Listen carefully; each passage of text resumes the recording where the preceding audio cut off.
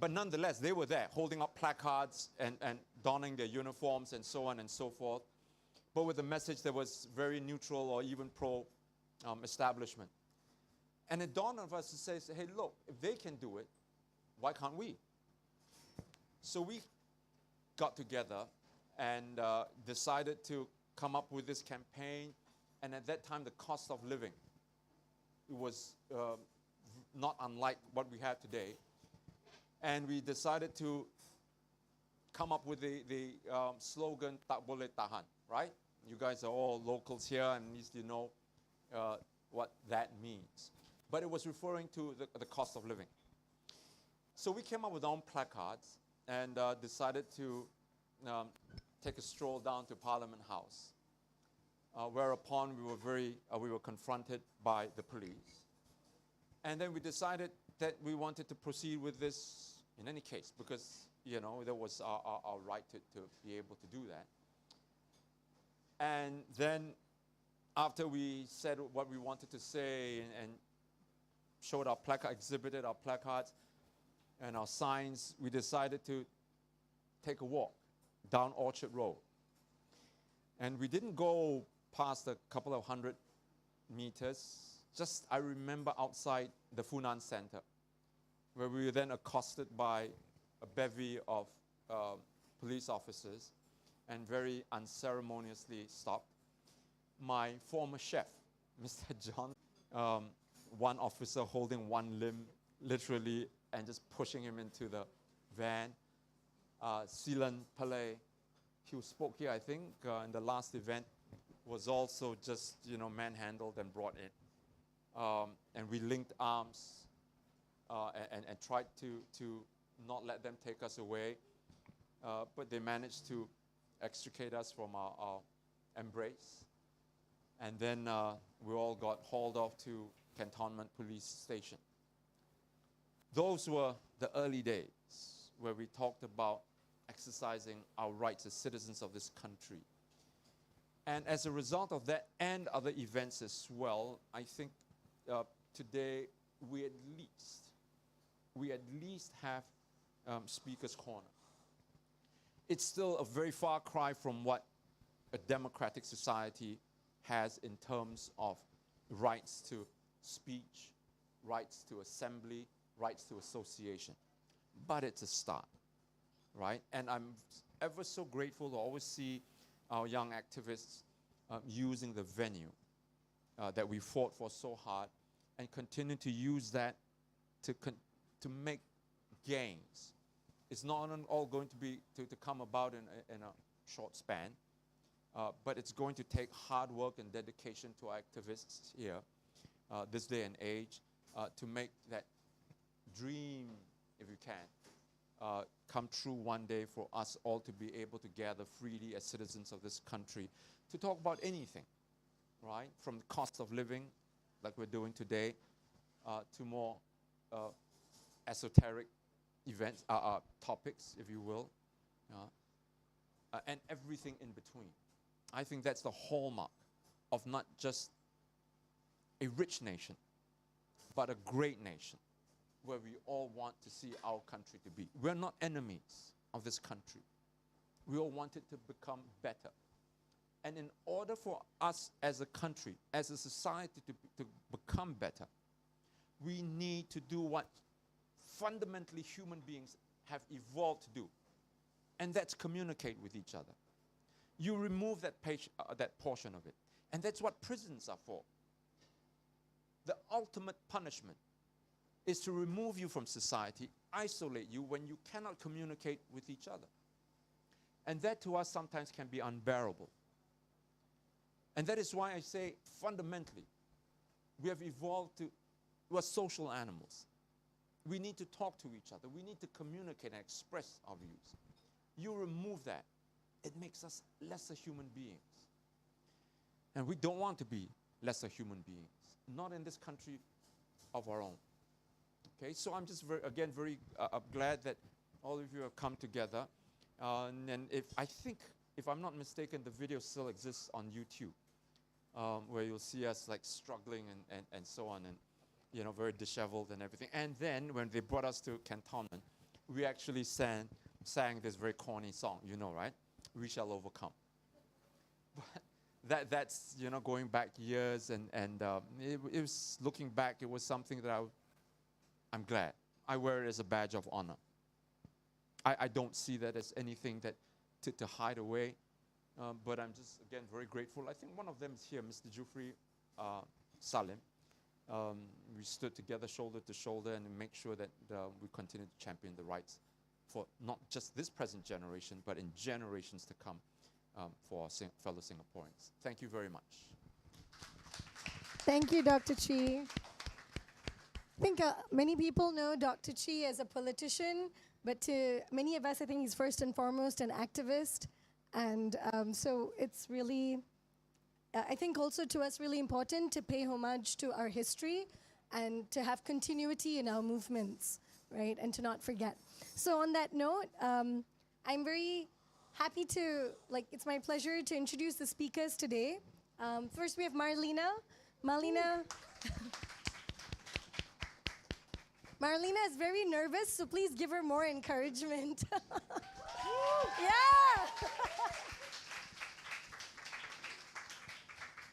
So Malina is a 44-year-old mother of 5 beautiful children. She's been living in a rental flat neighborhood for 12 years. She has volunteered in various community development activities in her neighborhood for 3 years, where she's had many in-depth conversations with her neighbors about issues such as living space, health, and food security. When she finds the time, Malina also manages a home-based snacks business. Okay, and next we have our bro Shabir. Shabir is a 36-year-old father of 2 young daughters who are here today. They are very cute. Please get a cuddle in if you can. In his 20 years of work experience, he's worked as a food delivery rider, delivery attendant, fireman, rope access technician, urban farmer, and most recently a crane operator.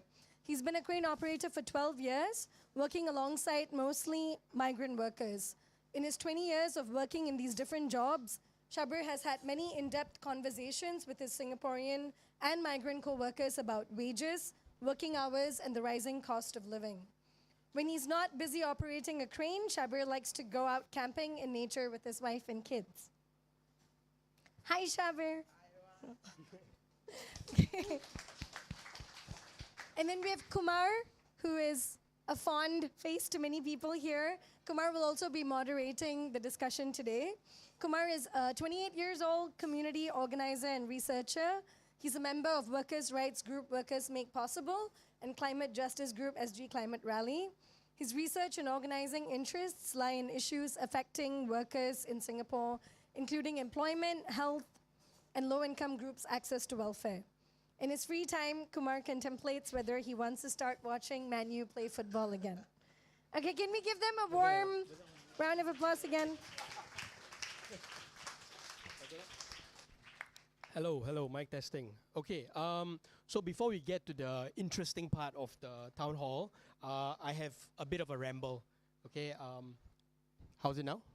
Less, like that. Okay, so as I was preparing for this talk last night, I kept asking myself, what does it mean to be a Singaporean?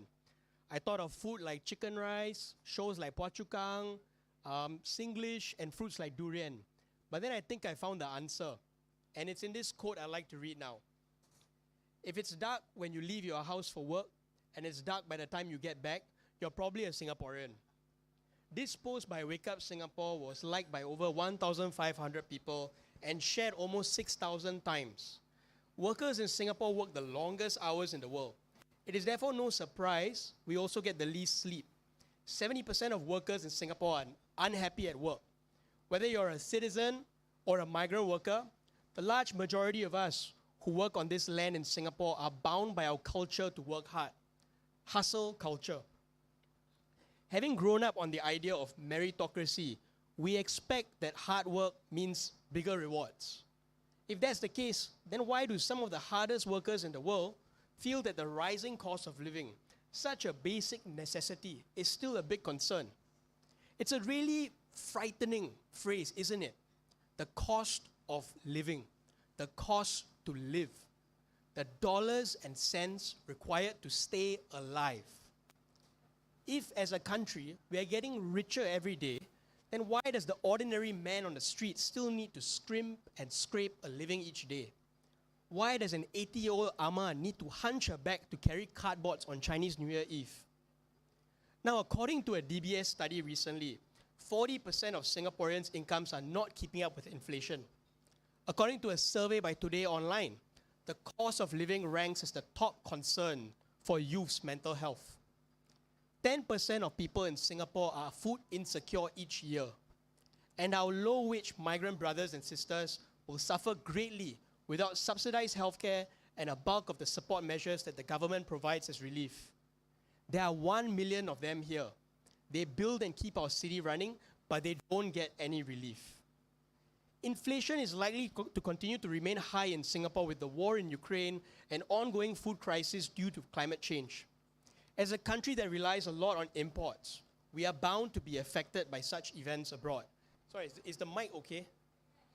Okay, okay. But to what extent are we all affected by the rising cost of living? For Kak Malina, Shabir, myself, and I think a majority of us all in the room, we are concerned of whether we have enough for ourselves next month. And if not, our children and parents. We worry about possibly losing our jobs, our rice bowls. Do we have enough to pay our rent, our mortgage, the electric bills, the phone bill? Some of you may have larger paychecks working a tech job, but you're worried after seeing the news that you may suddenly lose access to your email accounts and find out you've been laid off. The period between jobs is going to be absolutely traumatizing. Or you may be a gig worker.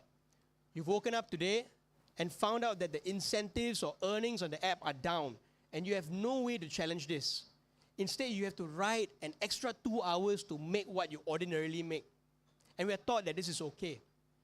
You may also be a teacher or a doctor, and your higher-ups have decided to give you a raise, but only if you work harder than you did before, when you were already on 3 cups of coffee a day and 4 hours of sleep. One way or another, regardless of which profession or job you're in, you're worried about the rising cost of living. The cost is not just financial, it's also physical and mental.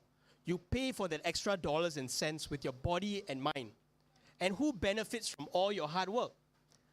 Now, do you think big corporate CEOs, billionaires, our mayors, and highly paid ministers are affected by the rising cost of living the same way that you are? Do they worry about not being able to pay their mortgage this month? Or that their electric supply might be cut? Do they worry about being able to put food on the table the next day? Or do they worry about earning enough so that their parents can finally rest and retire? The rising cost of living is a worry for the wealthy CEOs and billionaires if it means they can accumulate less wealth. If the products they import have become more expensive, and if they keep the price of their goods and services the same, they will make less profit than before.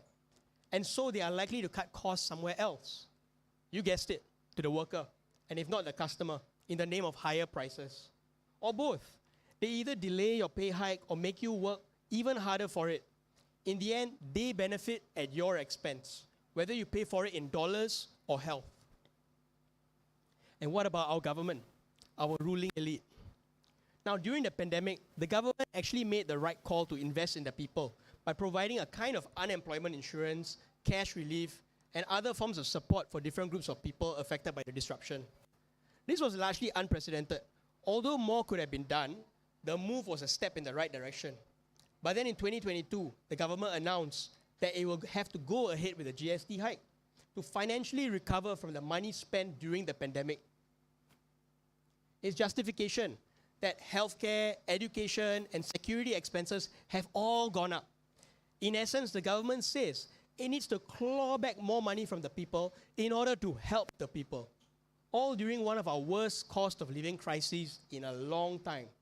All while there are zero wealth taxes and corporations get away with generous tax exemptions despite profiting billions.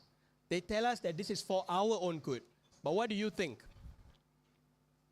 And when they aren't worried, they look for opportunities to use it as a way to expand their wealth even more. How many of our hawker heroes have closed shop because a private landlord has bought over the hawker center and jacked up the rents? If the price of your favorite wonton mee has gone up, Don't blame the hawker uncle or auntie who's trying to keep things affordable. But look at the landlord who wants to shake leg and profit from his hard work. This town hall is for the hustlers and workers of Singapore. No matter what uniform you wear or paycheck you earn, whether you're a doctor, a cleaner, or a homemaker, we all have more in common with each other than we do with our bosses and the ruling elite. This town hall is about how we can protect our need from their greed. How much more can we allow them to squeeze us? When do we draw the line in the sand and say enough is enough? Do we wait till the GST is 20%? Whether you're Chinese, Malay, Indian, Eurasian, Filipino, or Bangladeshi, if you've broken a sweat to earn your dollar, or you're in the business of stretching that dollar as much as you can, welcome to this town hall. Let us talk about the kind of Singapore we want to live in and how we can get there together. Thank you very much.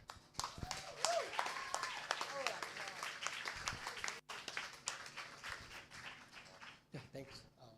Okay, so now that we've gotten that out of the way and we've set the context for this town hall, we hear more from our speakers, Marlina and Shabir, about how living more concretely affects them, right? So maybe for a start, Marlina, do you want to share more about yourself, the kinds of work you've done, the family you have to provide for, your responsibilities and your interests?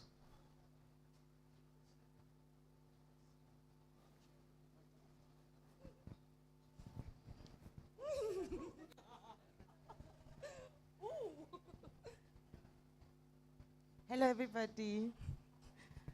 My name is Marlina. I'm a mother of four young adults, and one primary school son.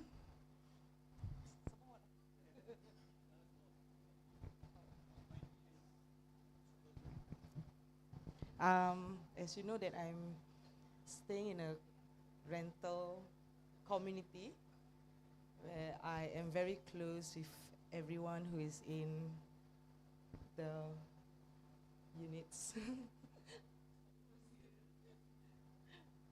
I don't know. Okay.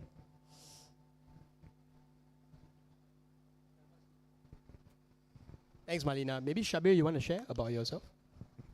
Hello everyone, Shabir here. I'm very happy to see everyone here, caring for the Singapore that you want.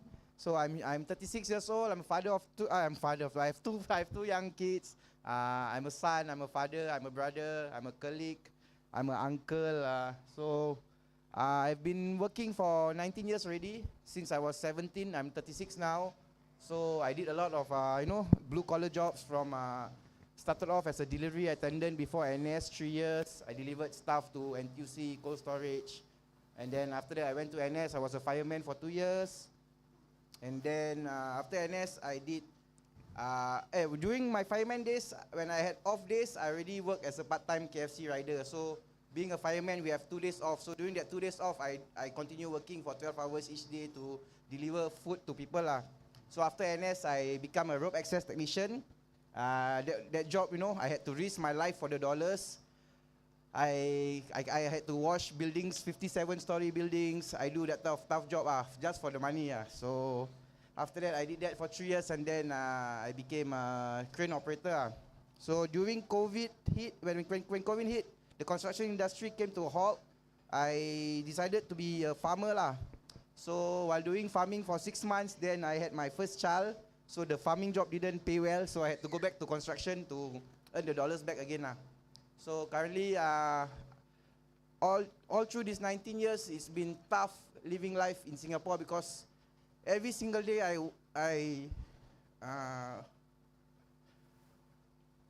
worry about putting food on the table for my parents, for my family, for my kids, and not so for myself. So it's quite tiring living this type of life. I know, living in fear, always following orders, trying to be the best colleague, trying to be a best worker, thinking about my parents, my family, thinking whether if I can retire in Singapore, seeing my father at 62, his eyes, he can't look, has heart conditions, he's still working at 62 years old. I wonder if he can retire. My sister here, she's a cleaner. She has 5 kids. ask myself also whether how is she going to put them to school? How is she going to put food on the table for her kids? So there's a lot of things I wish that the government can take care of us better because I feel that, you know, I give 100% in everything I do. So it's tiring to be always working and working and working. You know, I can't even, some days, you know, I have friends who have weddings, I can't attend. When my mom passed away, I was up in the crane. My wife called me, she said, your mom passed away. I had to ask my boss to give me 2 hours off, time off to go and attend to my mama. So, you know, I feel that Singapore is such a, I feel like a robot sometimes. I need to follow everything in order, the protocols. I can't break out. I can't just come out and be myself. There's so many set of rules I have to follow and grind. The hustle culture. It's quite tiring to always work and work without feeling satisfied in life.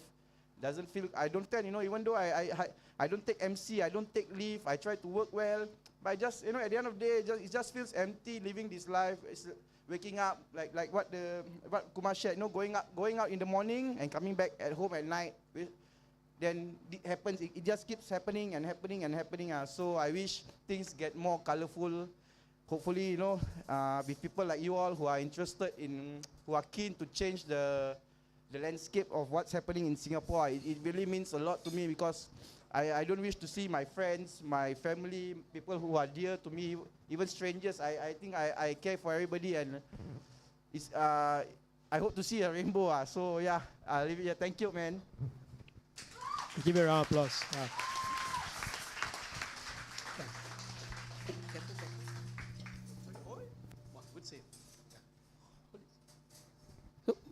Thanks, Shabir, for sharing that. Malina, I remember in our conversations, you always share about the one concern you always have for your family. It's something to do with putting hot meals, right? You want to tell us more about that? Like, what does that struggle look like every day for you? With the cost of living right now, yes, I worry because all of us are malnutrition. We can only afford instant noodles, eggs. Some of us allergic to eggs. We don't get to have healthy food, like how they always say, eat healthy, but it makes it unaffordable. Yeah, that's my worries.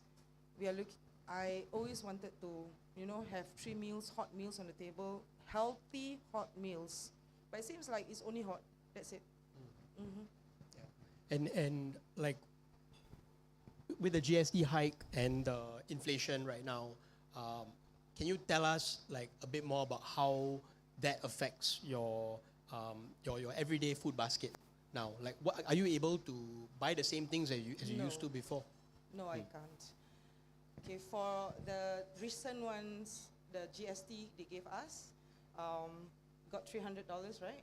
It applies to the whole lot of our rental residents. They have the same feedback also. They said that $300 that they gave can only help us for about a week of our ration. For a family like mine, 7, yeah. And tell us more about like how do you make ends meet every day? Like, you know, I know your husband also works, the kind of jobs he does and all that. Like, I think there's a lot of similarity to what Shabir was sharing. You want to share with us a bit more about that? Yeah, sure. Before this, I was also a single mother. Before I got married to my now husband, I was also struggling as a single mom. I thought that once I got married, things gets changed, but no. Because of, you know, my husband has to work at Hawks because of his being sick, and he didn't want to go and see doctor because he don't want, you know, me to pay for the medical or whatnot, or not owing the healthcare centers. Yeah, so it's difficult, seriously. Yeah. So like what I'm hearing from both of you is that, especially ad hoc jobs. You've done ad hoc jobs as well, right? And the kind of like ad hoc jobs we have now it's such a trendy thing, right? Like, oh, let's do gig work, and you have freedom to work? I mean, like, I'm sure there are some food delivery riders here also, right? Whether do you really feel free working and having an app determine how much you earn and so on, and that's for apps, right? But there are some other ad hoc jobs that are not app-based, right? And it's all about like, you work, you get paid, right? Then when you're sick, you don't have any protection for sick leave and all that kind of stuff, right? You don't work means you don't get paid. Yeah, so like I'm sure like some of us who are in full-time jobs, that's different, right? At least our sick leave is protected and so on. So I think it, like from what you're saying, so it sort of entrenches the hustle culture. You have to keep going and going and going. Correct. Right. Yeah. And so what is the price we pay to make ends meet? Maybe Shabir, you want to share that? Price we pay to make ends meet. Like, in other words, what are the costs of living this way?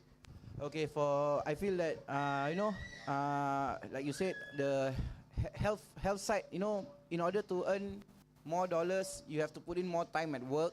So that's where I feel that I don't have time to exercise, I don't have time to de-stress, to do the things I love. So that at that cost, it's quite. I feel it's quite dangerous because I don't care much for my health. It's just about the dollars, getting, earning more and more, trying to earn more, always having more, trying to have more money. So I believe that I don't have the opportunity to take care of myself mentally and physically also. Actually, Shabir, can you also share like how the GST hike and the current rates of inflation has affected you personally? So I have two young daughters, so they need, their basic needs are diapers and milk. So of course I try to, as a father, I want to provide the best for them. And every single cent that goes up, the pressure on me also it rises at the same time. So it's stressful. It's really stressful. I feel anxious, to always think about, putting basic needs on the table. So that I feel that way. Do you, both of you, like, do you believe the government's justification about the GST hike? So they say that they have to increase the GST because we have higher healthcare spending, we have higher education spending, we have more. What's your opinion on that? Do you buy that? No, definitely not. Why not? Because I feel that there is a lot in the funds, the education funds. Can always use that. Why must you like raise GST? Why? No justification. Right. None at all. They are not being transparent. First of all, they are not being transparent and they are not being honest with us. This is our money. Shabir, you want to share also? I feel the government could do more for us because I feel, they should be serving us instead of us serving them. They set the tone, they set the pace, they set the agenda, and we only have to. I feel, for me, I am forced to follow. And then, in their favor, not in my favor. Yeah, I think like just to go back to what you said about Medifund, it's interesting, right? I think we have like a few $1 billion. I mean, maybe Dr. Paul can correct me. Yeah, Dr. Paul can correct me. Like I think our Medifund has about a few $1 billion that we've raised in it, but we've only used like 100 or so million. That's like almost 90% of the fund just left there. Yeah. I think we could easily. I don't know about the math, but I feel like we can easily have a more affordable healthcare system. True. Right? And maybe a universal. Yeah. And even Comcare, right? So for those who might not know, Comcare is a fund that the lowest income residents in Singapore can go to receive if they need assistance. And just to share with you like how much there is in that fund right now, it's $2.4 billion, right? How much has been used? 177 million. That's how much it was used, if I believe, last year. That's just 7% of the fund. So I tell you a personal story I have. There was a rental flat resident. He's 59 years old. He's a diabetic. His leg was going to be amputated, right? He used to be a gardener. He can't work anymore. And he has two sons. One is estranged, single father, and the other has a very severe slip disc. So he can't work either. what the feedback he got from SSO was, the SSO is the agency that offers Comcare, right? They said that, okay, we'll give you $420 cash, and of course they will subsidize your bills and so on. When they found out that he was getting CPF medical grounds payment, which means that from his own CPF money he's getting 420, they said that, oh, since you're already getting survive on $400 a month, right? So this is the kind of, even though we have the money, billions of dollars, they don't get help. Right? And I just don't understand why. Like, it just feels very concerning, right? Like what you're saying also is that we have the means to do it, but why doesn't our government? Shabir, do you have anything? Yeah. Yeah, I too wonder why, and the question I'm asking myself is it possible for the government to be transparent? I hope it feels that they have so much money, and why can't they help normal people to ease our affairs lah, because he try to help us out here on the lower income. Yeah, actually, Malina, we talked about this briefly. You want to share about milk powder costs, right? How, like, especially for younger children, right? What is the cost of living for younger children in Singapore? Yeah. Very high, very high. Yeah. So what I earlier on I shared that I have 4 young adults, right? So way before, the milk powder is really affordable. Like, even being a single mother, working, juggling with kids, an orphanage. I'm an orphan since I was 12, so everything by myself. So I still can afford the milk powder for my kids, for my babies from 0 to 12, without any help of CDAs or baby bonus or whatever. I still work for it, and it can afford. Like a tin of lactogen can cost about $18 to $20. That's max. That was 26 years ago. So now when I see the lactogen is the low grade kind of milk, it's almost $50. It shocked me, seriously. And my last son is only 11 years old. 11 years ago, he drank a milk powder that's small, like about maybe 800 gram. Yeah, 800 gram, a boy. 8 tins. 1 tin cost me $20 over.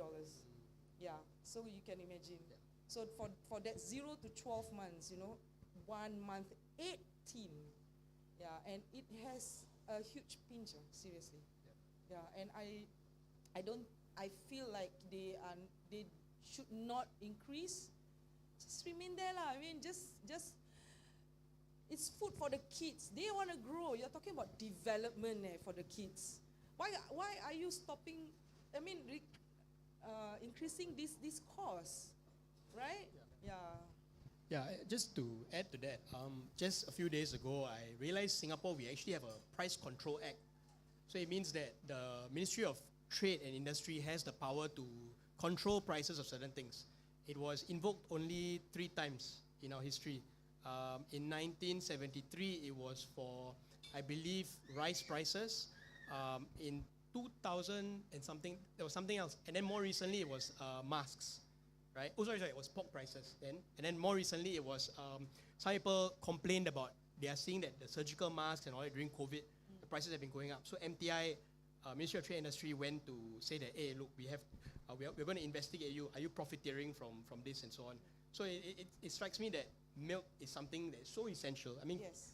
a kid that doesn't grow with milk, right, is going to affect the development, right? So it's very important for the health. And now we talk about healthier SG and so on. But the funny thing is that they say that, why don't you breastfeed? Hello, not every woman have breastfeed. I mean, can have that milk.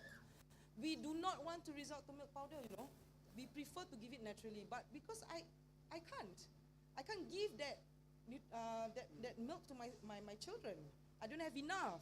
Why? Because I don't have stress. One of those. The food I can't afford. Healthy food I can't afford. So I end up with not much milk. So I resorted to milk powders for the child's development. Yeah. So I'm pretty sure you've seen the news. I think it was in Bukit Batok, NTUC. They did something to the milk there, right? They chained it up and the reason is so to prevent shop theft. What's your opinion on that? What's your take on that? Like, is that okay?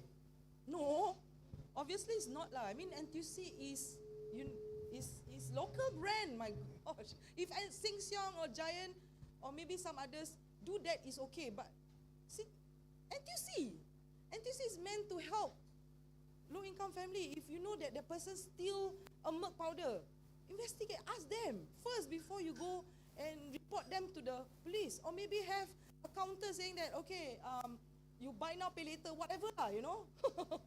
Yeah, you shouldn't report and make it like it's a crime.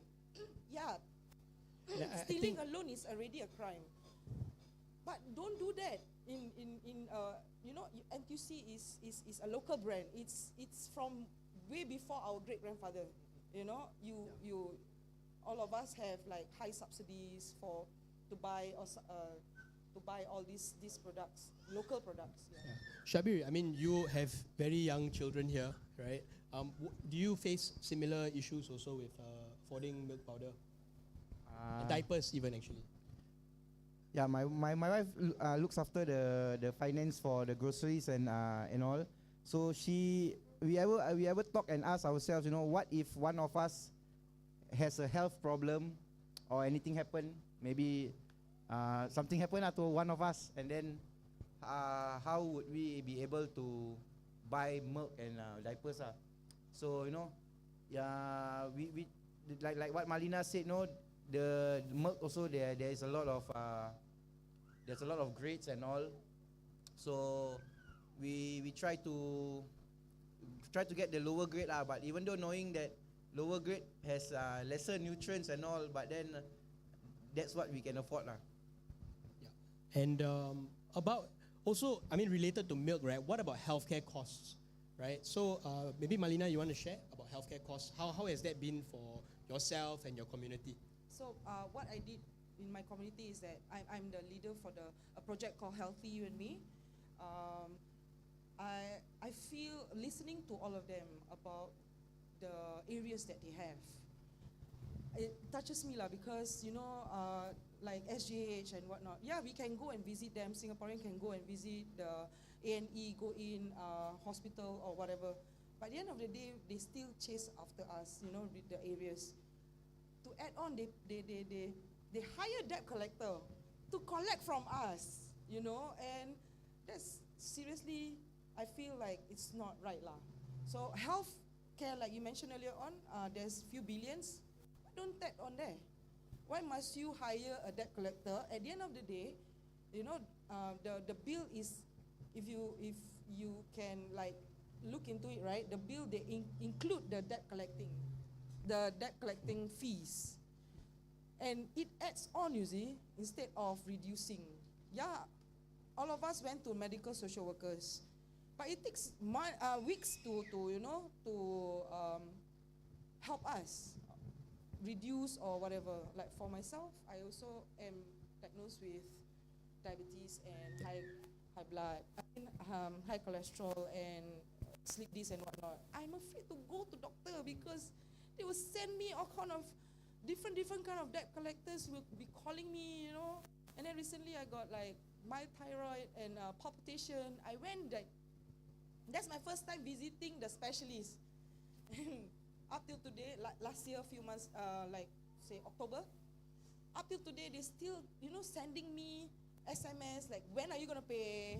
You know, you owe us. You know, yeah, we are aware. But if we have the money, we can afford it. We pay. Make it affordable for us, lah. You get me? Yeah. Instead, yeah. It's almost like as if they're treating healthcare as a commodity rather than a right, right? I think actually, Shabir, I want to go back to you before we go back to healthcare. Okay. You know, when we talk about, especially you work so many different types of jobs, right? In your experience in all of these jobs, couldn't you have tried to like ask for a raise? You know, if it was so hard and you're working so hard, I'm sure, I mean, couldn't your boss have just like, yeah, sure, Shabir, I noticed that you're working very hard. I'll increase your wage. Why can't you ask for a raise? Out of the 19 years I've worked, there's only one time where I receive a increment, which was $50. So you know, as a worker, I usually don't I don't have the courage to ask the boss for more, because I don't know, people will think that I'm greedy, but I really, you know, at times I do need more, but then it's not the culture here we just wait for the boss, or we just wait for the yearly bonus that we will get, which sometimes we don't even know how much, half month, 0.5, 2 months, we don't even know how much you're gonna get. Sometimes they can just last minute tell us, oh, this year no bonus, the company is not doing well. So I don't know if the company is doing well or not also in the first place. So Right. So just now you mentioned that the government should be more transparent. It also sounds like the company is not very transparent to you either, right? About like how much are they profiting from your work, right? So when they tell you things like, hey, we're not doing so well this time, so that's why we need to cut your pay, or we need to lay off some people, how do we really know, right? Yeah, correct. Right. Like they feel like they don't owe it to us to get that kind of data. Yeah, but also like Malina, what I'm also hearing is, as an individual, it's very hard to address these issues with the healthcare system also, right? Have you tried individually like to fight for yourself within the healthcare system, especially with all this debt collection and all that? I just pick up the call and just scold them lah. That's all.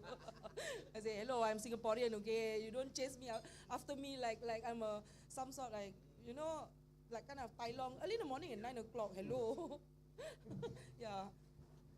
But not is everyone like you? Do they? Yes. Yeah. Yes. I'm on behalf of my community lah. Yeah. I'm speaking up for them. Yes, all of us are going through that. Right. Yeah. Yeah. So, what are some changes that both of you want to see? Free healthcare. Yes. Yeah, free. No CHAS card, orange, blue, green, grey, whatever. Free healthcare. I mean, you have billions there. Why not give us free healthcare? It's not going to hurt. Like, you know, just for a visit, like for myself, you know, I'm diagnosed with this, and then per visit is only $20. It's not going to hurt you to strike it off, you know. It's not like I'm going for a major operation or whatnot. Yeah. Right. And about the wage issue and all that, what do you think? What are some change you want to see? I would like to see the companies, private companies, or what, to peg our salary, increase our salary according to inflation. Because recently, civil servants, their salary are pegged to inflation. So as inflation rises, their salary rises. So for me, that usually doesn't happen. It stays stagnant for a very long time. Right. So it's hard to. So I hope that, you know, we get higher salary also. To match. Actually, I mean, I was also thinking about that point, right? Like, if you go to some like European countries and whatnot, the cost of living is actually very high. But actually, at least the wages are keeping up with the cost of living. So sometimes if we just focus on the cost of living but not the wage issue, we're missing the point also. But so I hear you in saying that it has to rise with inflation to keep up with that, right? And like what I shared just now, 40% of Singaporeans, their wages are not keeping up with inflation. 40%. Yeah.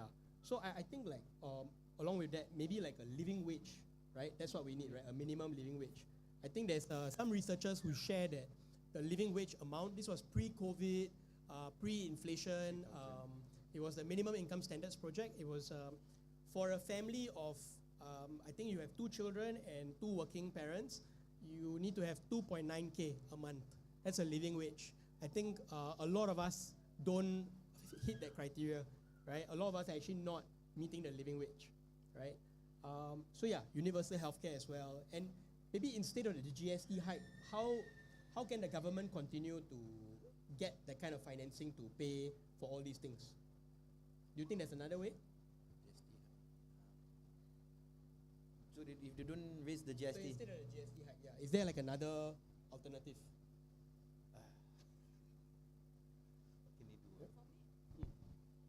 For me, I feel like if you want to raise up the GST, okay, and because you said that you want to mark up and you want to help the community back, right? Be transparent. You know, obviously we all are against it, but like what you mentioned earlier on, like this has been going on for decades. So instead of going against them, you know, follow suit. I mean, follow what they have implemented, but tell them to be transparent with us. Tell them that, you know, you said this is for the people. We want to see the figures, you know. Yeah. Yeah. What about like, I mean, now that a GST hike has passed, right? I mean, they passed it in Parliament already. It's very hard to repeal something that has passed. But what about making sure that the GST is it exempts essential goods like rice, bread, very very essential items, vegetables, meat, oil. What do you think of that? Do you think that is something we should aspire towards, should fight for? Yes, yes. For the basic needs, this is really what I agree. You know, basic needs like rice, oil, medicine, milk, and what's this? Yeah, this basic needs that we can, the GST, we don't have to hike on these products. Yeah, and also like what about electricity, right? Do you find the U-Save? Currently, we have this thing called U-Save, right? Yeah. Do you find it helpful, the U-Save? Every 3 months once, not really lah. Yeah, but if they break it up into monthly thing, definitely. But going back to the food that you mentioned, right? So the necessities has been like food, like rice, oil and whatnot. It's already been given to organization to distribute to us. Yeah, maybe they add GST for in what they call it. Stop the GST from, don't charge us for the GST for the wet food. Right. Probably that is our basic necessities lah. So like the essential items. Very right? very basic. Yeah, like fish and whatnot. Yeah, so don't tax us. Mm. Yeah. Yeah, and do you have any ideas on how to make milk affordable? So I mean it's so expensive and all that, but how do we address that issue? What's your opinion on that? Remove GST lah from there, from the milk. But even if you have the GST, if you remove it, the milk prices will still be high, right? Yeah. You had an idea, we talked about it. Remember to include it in something? Huh? The CDAC, is it? Oh, CDA account is a child development account where every parent's only, not applicable for my 4 young adults, but my last son. That CDA account is, we can only purchase like, specs, basic child's need like education. Why not include milk powder? That can help, young families to, to purchase. Like, it's so expensive, oh my God. So in order to keep up with the milk powder and the Pampers, CDA has $1 to $1, right? So with that extra $1, it helps, definitely helps the family. I'm speaking on behalf of my future grandchildren, it's sad lah to see like, they are struggling, although they are both working, but still it's not enough. Yeah. I definitely hear that. Like if the cost of living keeps increasing and our wages remain stagnant, everything needs to work together, hasn't it, right? You have to have, our wages need to increase with inflation, we need to have our rice bowl protected. Correct. And we need to ensure that milk, I mean honestly, if milk was covered in CDA, our living wage doesn't need to be so high because we don't need to buy milk. Correct. Right? So actually it's better for the companies also. It is better for the families also, so that they can, practice themselves to do savings. Right. Yeah. Yes, see? exactly. Yeah. Yeah. So any other things you want to add to like the kind of policies we want to see? Anything else to add? I would like to see that CDA, although it doesn't apply to me, it applies to my grandchildren and the next generation. I want to see free healthcare. For God's sake, healthcare is very scary, when comes the bill $1,000 over. Although they subsidize 95%, still it's still expensive. Yeah, and of course transportation. Transportation is a need. It's a everyday thing, Why must you increase? $2, you can profit from there already. Why must you still increase? Yeah, so stop the transportation. Allow CDA card holders to purchase, children's necessities, milk powder, Pampers, aside from the bookstore or whatever. This is very important for the children's development. Milk first. Yeah. Yeah. Yeah. Shabir, anything to add? No. No, Okay. I just want to add one more thing to this wonderful list. We need a wealth tax, right? Yeah. In Singapore, it's still blows my mind that we don't have a wealth tax. We have corporate taxes and all that, but we're one of the countries in the world that doesn't have a wealth tax. And meanwhile, we have so many taxes on ordinary people like us. So I think like instead of the GST hike, we could have had a wealth tax instead, a 1-2% wealth tax. Yeah. So sit to Koki to start the town hall segment.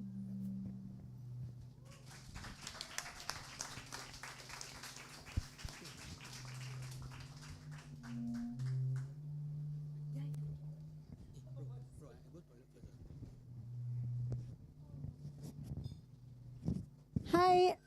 Can we give them another round of applause? Thank you. Yeah, thank you so much for sharing so honestly and candidly with everyone. I think like when you were talking, you know, we could see so many people in the room nodding and resonating, because I think, you know, these issues affect all of us as ordinary people in this city, right? And who share in the resources that we have here. So we're going to move to the town hall segment. So the floor is open and you're welcome to pose questions. You can pose questions to the speakers, but it doesn't have to be to them. You can just pose a question and someone else can respond. This is also a platform for you to share your views on what changes you feel we need to have and how we can get there, right? Importantly, like what will it take to force these changes to happen, to force the people in power to give us what we deserve. And also if you want to share sort of the experiences that you've had or people in your community have had, you know, around like struggling with the rising cost of living, please feel free to share that too. So just to kind of get us going, I have a couple of questions. So how many people in the room feel like you have to take on a side hustle on top of like a regular job just to like keep things going? Can we see a show of hands? Yeah?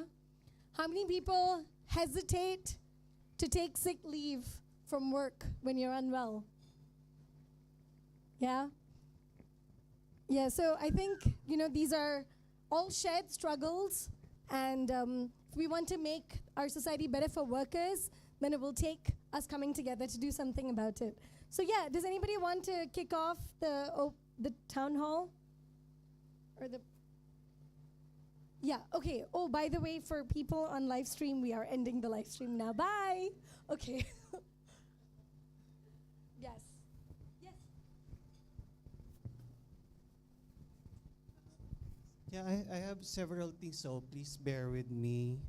First, a question to the speakers. Okay, because there are several government schemes to help low-income families and low-wage